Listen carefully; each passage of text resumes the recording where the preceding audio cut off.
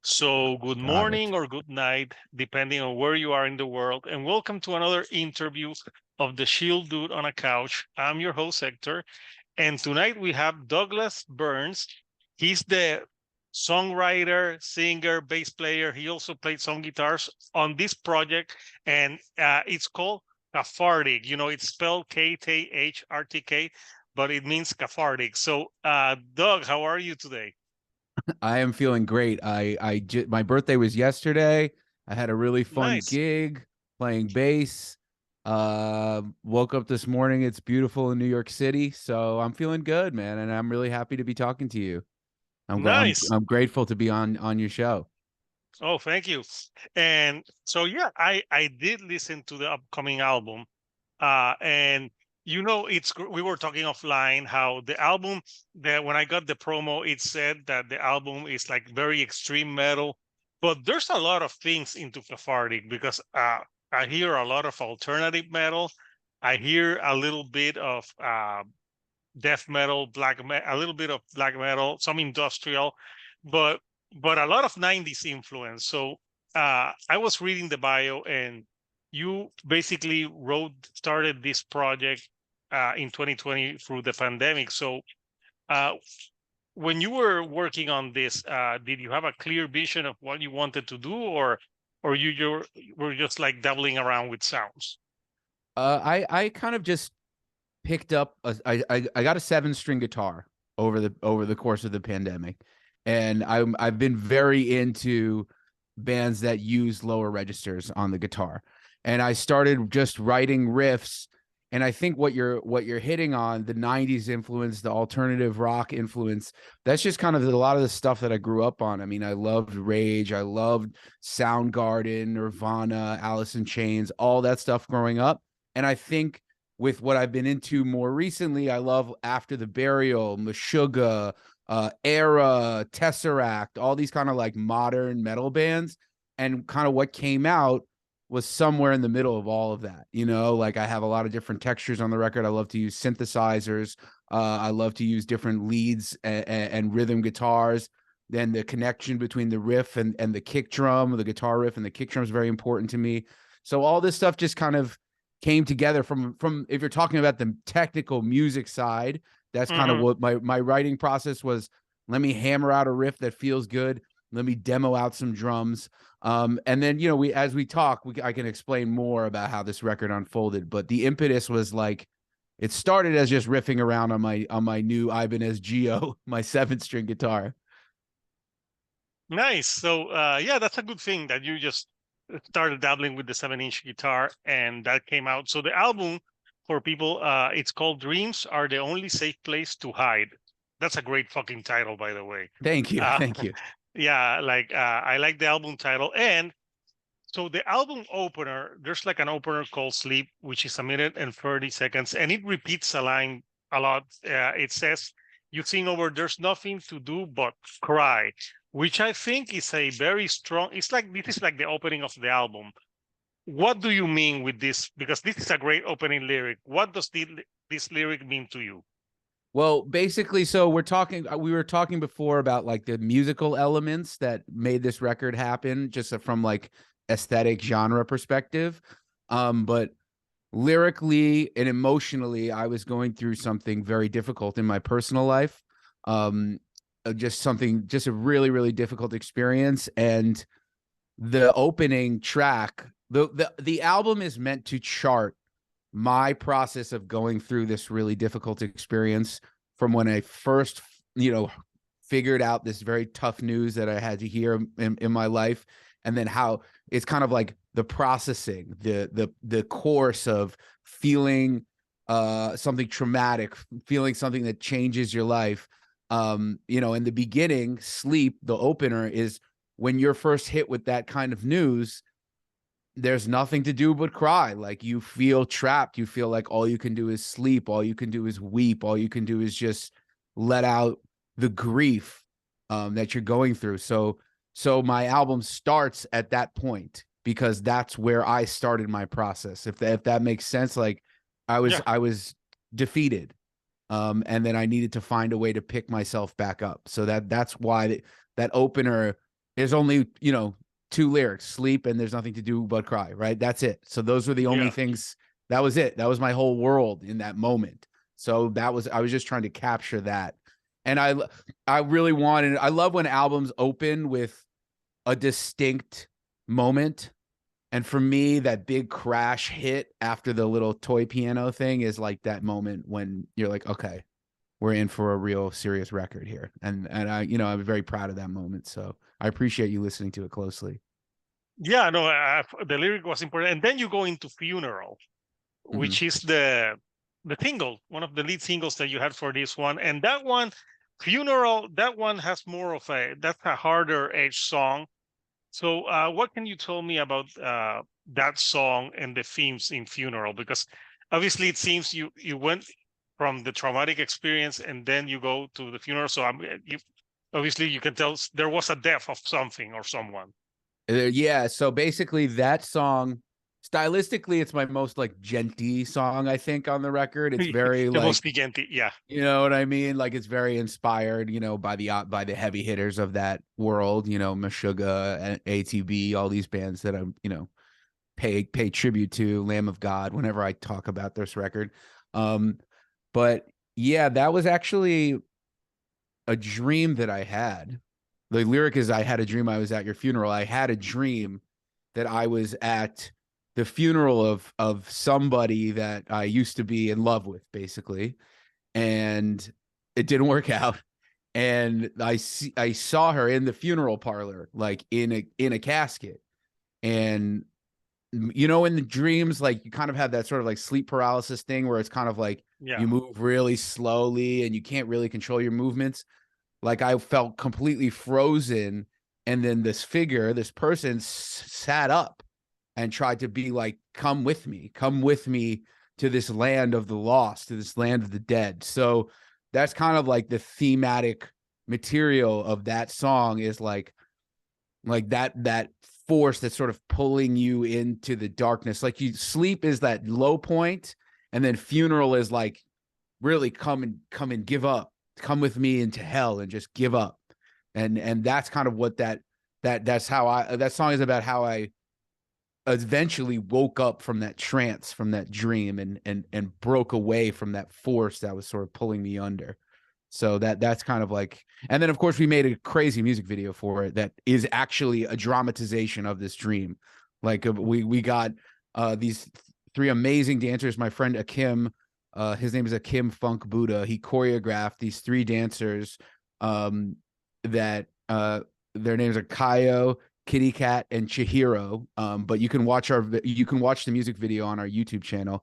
Oh And yeah, we have I'll post the link so can people that watch this video can also go and watch the music video. Yeah, amazing. I appreciate that. yeah. And they're all, you know, done up in like this ghostly makeup. So it's kind of like and that's actually my wife on the couch, like dramatizing the dead figure, you know, so she's kind of acting as that like dead figure. So we kind of played this whole scene out in the video, and I think it came off really cool, like kind of like haunted house, but with like insane contortion and movement from these dancers. It really tells the story well. So that's kind of like that whole vision that I had for that song. So when you're writing, because do you have like a notepad next to your bedroom? If you wake up and you have a dream, I'm like, oh, I have an idea for a new song. Well, yeah, I do try to, when I have a dream that just won't get out of my mind, I just journal it down in my phone. And then sometimes it turns into a song and sometimes it just disappears. But if it turns into a song, you know, and if I can't stop thinking about it, like I know it's good material, you know. Hmm. And yeah, it's just, yeah, this process was like lyric, like I demo out all the riffs and the song musically before I even think of the lyrics.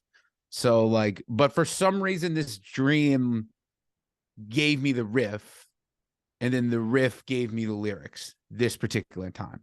And I should take a moment to acknowledge our drummer, Alex Cohen, Hmm. who unbelievable drummer. He plays with tons of great metal bands.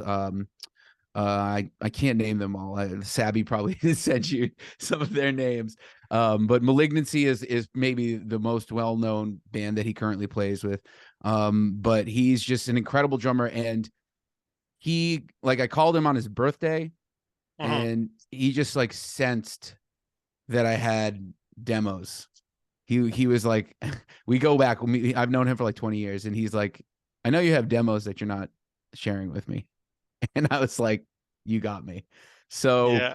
then I started sending him demos, and we made a plan to go to his studio. He has a drum studio in Pennsylvania called Solitude Studios, where he just amazing work. And we just basically went 8 bars at a time through the whole record, creating parts like off of my demo, like program drum parts. And so Hmm. he was really important in bringing this stuff to life. But yeah, my process is it varies, but yeah, this time that for Funeral, it was a scary dream. Yeah. The first song I really like because that one to me, I felt a lot of Alice in Chains vibe with the needle.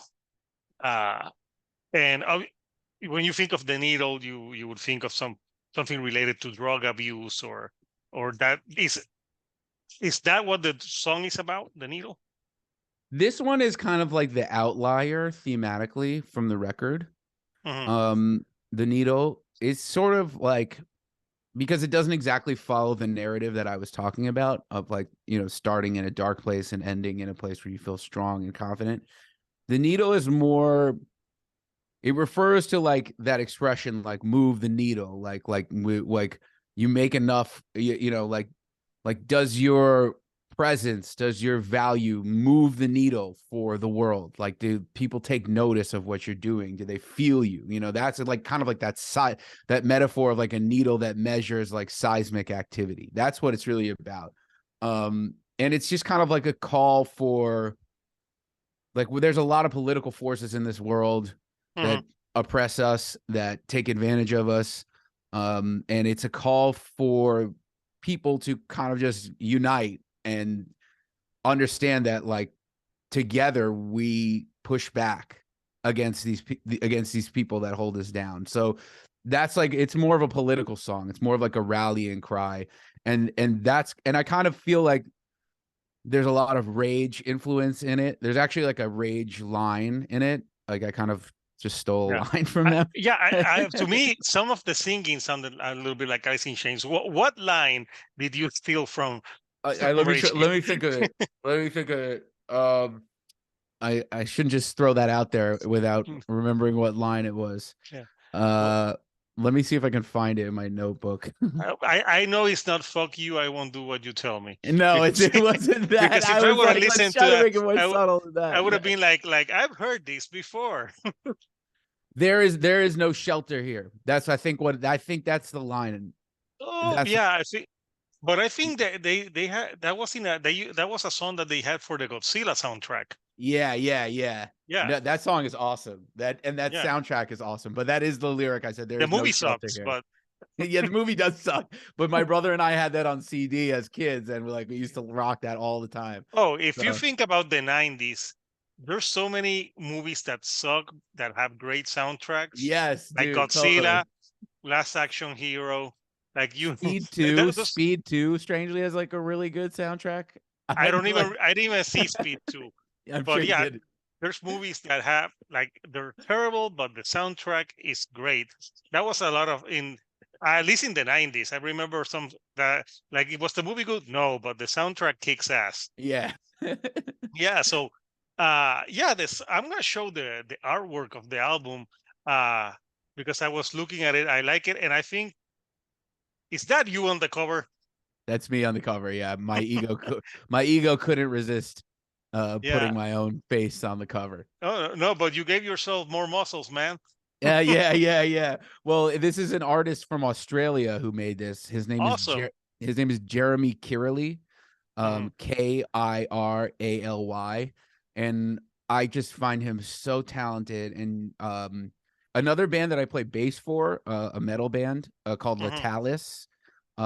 Their cover for their album Resonate was made by Jeremy, and it's just so like he creates these like expansive worlds, as you can see. No, Um, it looks very good. yeah, Uh, Jeremy's a beast. I ask him to do so much stuff for me. He's amazing. and you Um, have also on the cover, there's the logo that you have on Facebook for the band. Right. What does the logo mean? What's the meaning behind the logo? Well, the logo was created by my friend Dosuke Ishii, who I grew up with.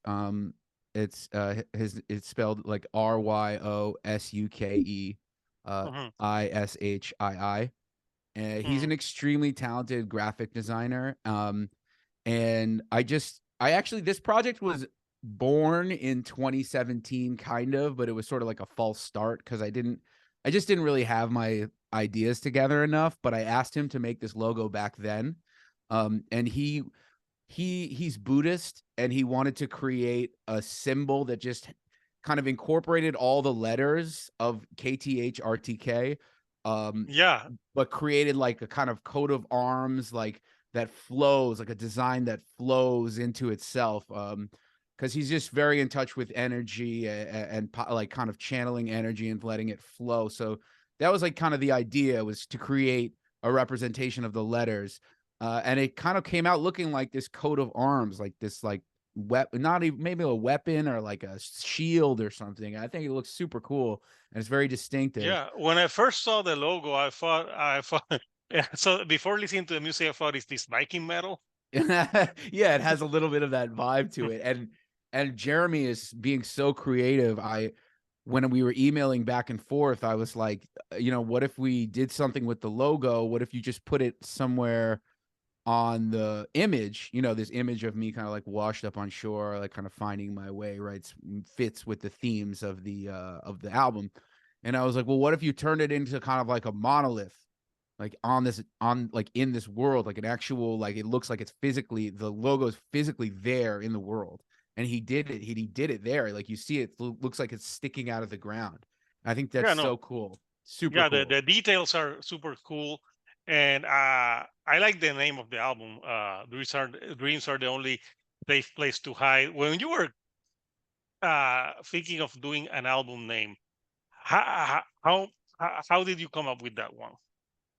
Well, it's the opening line of the needle, right? It's like Hmm. I scream that and then the needle starts. And my producer, Danny Pellegrini, amazing musical mind. We took the drums and my demo guitars, and I brought it to his studio in Manhattan, and we just kind of kept building, tracking stuff over the drums that Alex had played. And Danny and I were recording the vocals for the needle, and I still didn't have it. I had all these working titles for the record. And then he was staring at the lyrics on his computer screen because we put them up so that I could read them while I was singing. And he was like, "That is such a cool line. Like, why don't you just call the record this?" And I was like, "Is Yeah, it too long? Is it like too long of a name?" And he was like, "No, it's just like a badass name. You should go with it." no, it's a So good name.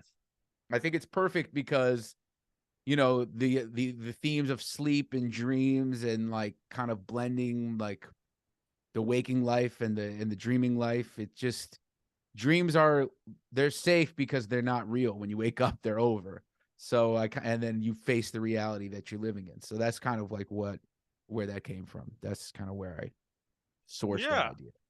Then you have tracks that are like have you have Still Fighting, Die Like a Warrior, Shuffle the Bodies. That's a good title as well. Thank you. Uh, and I like that you end the album with a song called "Letting Go," which is a like a shorter song, like more. It's like a softer way to end the album.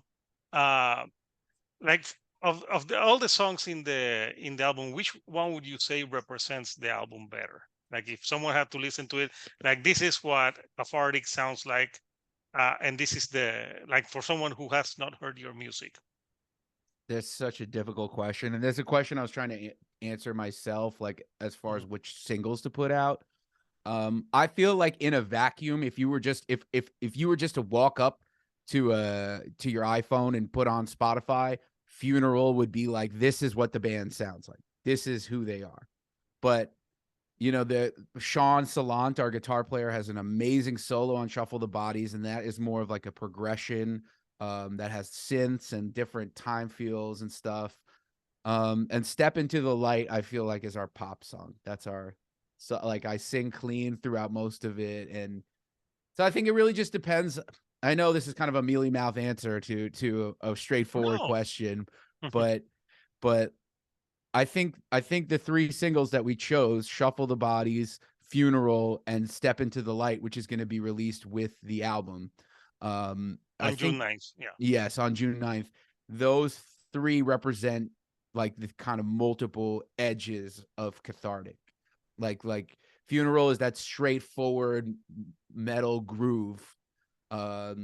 Shuffle the Bodies is more of that kind of composed progression with a little bit of an unusual form, with also a great solo from Sean. And then Step Yeah, I into think the it's Light. in the middle of the song a little bit, the Yeah, solo. exactly. And Step into the Light has another amazing solo, but Step into the Light was the last song that I wrote, and Mm. I was like, I kind of just want to write a Dio song and just like Okay. see what happens if I just try to write like this album's Holy Diver, that kind of like slow anthemic song.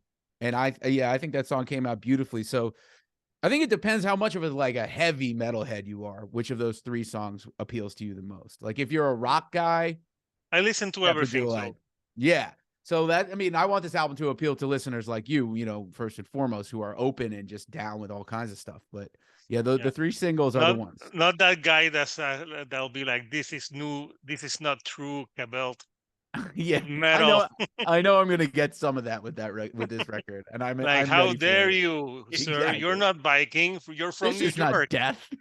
This is not death. This is actually tech, whatever, like Oh, new core bull. I don't know. I that's what I love about the 90s. In the 90s, people for 10 years just if it's good music, we'll take it, because we had grunge, we had metal, we had industrial, we had ska bands. We even we have electronic. We had a lot of things like melded, and just as long as it was good. Right. And now I think people look into much like, oh, what genre it is. Like, for example, with a band that just put out an album today that I'm gonna do a review later tonight, Sleep Token. That's a very Love Sleep divisive Token. band, because they can be degent, they can be pop as fuck. But you know what? I think people are afraid of the word. They think that the word pop means bad. No, there's good pop music, and even there's like super like there's death metal that sucks. Okay, people. Like, not every not every metal thing is good. Like, so I Exactly. think that a band like that and can get a lot of shit on, but they like, you know they don't care because they wear masks. Like, you could have the Sleep Token guy right next to you, and you will know who the fuck it is. In the coffee shop with you. Yeah, he could be. You could Totally. be talking shit, and he could be like sitting there next to it. But I'm telling you, what they're do like. I like bands that are like that. I like my death metal, but sometimes there's like metal that you listen to an album and every song sounds the fucking same. Yeah. You're gonna get bored. I like variety, and that's something that when I saw, I didn't know what to expect with your music, but there's experimentation, there's different elements, and to me that makes it interesting. Thank you. I appreciate that. Yeah, I Yeah, mean, that's my goal with this record is to like it's pop structures in a lot of my music. Like I want this to be enjoyable music for anybody. Like I don't want you to come in looking for something. I want you to come in with an open set of ears and just dig it. And everybody has their own process. Everybody has the stuff that they like that works for them and doesn't. But yeah, I think you hit the nail on the head. Like the Spirit Box, the Sleep Token, these are like all yeah. amazing bands that write like metal in a pop vein. And Oh I think, yes, that's you another know, band. Yeah, Spirit Box, that like they can have like Holy Roller, and the lead singer, who you look at a picture of her, she looks so sweet, and then she starts singing, and it's like the exorcist just just entered her crush it. body. Oh yeah. Yeah, So, and then she can change the note from being evil sounding to be the prettiest voice ever, and she mhm. can do it like it's pretty amazing what they do as well. That's another gender bending band, and I think somewhere in the 90s, gender bending started like with new metal. It started happening. It was cool, and then people were like, in the beginning of the 2000s, they like got sick. Like, no, no more gender bending. We want our metal to be metal. But I think it's turning back around, especially also with bands like Ghost, who they're evil and satanic, but they write some of the catchiest hooks you'll ever listen to. Like, and I've seen them live. They're fucking amazing live. Tobias Forge is a fucking genius. So to me, uh, I don't measure a band. Yeah, the band is brutal and they play heavy. Yeah, cool. But are the songs good? Exactly. That I is what, like, so at least I grew up in the 90s. So for me, I like I like stuff that experiments and thinks outside the box. And that's what you get with Cathartic. And it thank feels you. like the songs, it feels like a very cathartic situation. And you can, Thank you. I think anyone can relate with the themes that you have on this record. So you're releasing this on June 9th. Are you releasing the album digitally, or are you releasing physical copies as well? Digitally for now. It's going to be on all the streaming services, Bandcamp, iTunes. That we're going to stick with digital for right now, Yeah, so and people, you see how can the buy release them goes. digitally, so you can support the band. What are your plans now when you release the album on June the 9th? Do you have some tours or shows planned? We have a major show on June 7th in Brooklyn at a place called Our Wicked Lady. It's on a rooftop. It's gonna That be a sounds cool. really fun night. My wife's band is called Death Sneeze, and they're kind of like a punk band. And they're gonna open the That's a show. cool name. Yeah, they're Maybe I should awesome. interview Yeah, your wife's band in yeah. the Her name future. is Mary Knapp. She's extraordinarily talented. She plays accordion, guitar, sings. Um, so they're gonna open the night, and then And this is there's a gonna be in a rooftop. on a rooftop in Brooklyn. Yeah, So called people who go to that concert, please no moshing. We don't want people falling off the rooftop. the walls are high enough that you can mosh if you want. You should put some nets just in case someone falls off the Yeah, balcony. mosh nets. And then Mosh nets. we have you heard, well, there's a band called Shadow of Intent that's been touring a lot. Oh yeah, yeah. Well, their drummer Bryce, Didn't they tour? Didn't they tour with Fit for an Autopsy or yeah, I think they Enterprise Earth? Yeah, did. Shadow of Intent. Yeah, I've listened to them. Yeah, And also two bands that I saw recently that you just mentioned, Fit for an Autopsy and Enterprise Earth, that blew my mind. But in any case, Bryce from Shadow of Intent has a side project called Tempestuous Soul. He's the drummer, Bryce, and he's an amazing singer as well. So Tempestuous Soul, I'm actually going to play bass for that project, going awesome. second. And then Cathartic is going to close the night, and we're going to play the whole record start to finish. And it's going to be really special. It's going to be a really special night. My friend Edwin Camilo is playing bass. My friend Christian Norajanian is playing keys. Alex will be on the drums, and Sean Salant will be on the guitar. And I will be free to sing because I don't like to play bass live in this band. I just like to sing. Good. So I'll post the links for your Bandcamp, so can people who want to pre-order digitally can do so. And Thank you. obviously, you heard it here. If you're in New York, go to that show. There's Gonna be gonna be sick. like nets. So if you're moshing and you fall off, just Don't grab worry. onto the net. Yeah, you'll be If fine. someone falls, like it would be the most death metal death ever. But like you don't want to be that guy in the world. Like that would be like a trivia question. Cathartic had a show on a rooftop. Someone jump off the roof. Like, did someone die in that show? Yes or no? You'd have to jump really, really high to be able You have to. to jump really. So yeah, So hopefully but we're it's playing funny that so you heavy say that you that, jump that high. because I went to a show back in 2009 here in Puerto Rico for the Black Dahlia murder, back when Trevor was alive. And Rest in peace, Trevor. the show was, yeah, it was super fun, but it was in a building, but we were like in the second floor of the building, and like a terrace, and the street was on the other side, but the walls weren't that high. And people are moshing, and they're like no one fell, but it was something like that. And it was the weirdest place for a show, because it was a very nice building with bank stuff, and it was a very this that's one of the oddest venues I've seen a show on.